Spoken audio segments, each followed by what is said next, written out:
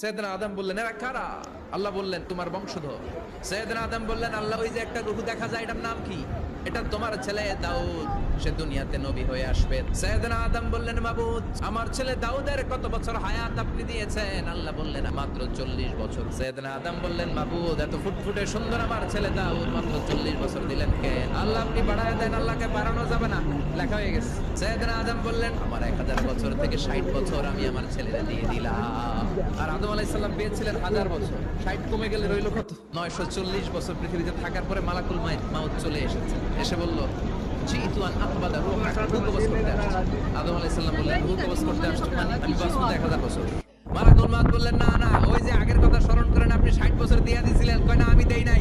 মালাকুল মাউত বলে, আল্লাহ ঘটনা দেখেন, দিয়া কয় দেই নাই। আল্লাহ কয়, থাক, কথা কইস না, আয়া বস। ভুলে গেছেন উনি। সেদিন থেকে আল কিতাব ওয়া শুহুদ, মানে লিখে রাখার সিস্টেম আর সাক্ষীর সিস্টেম চালু হয়েছে।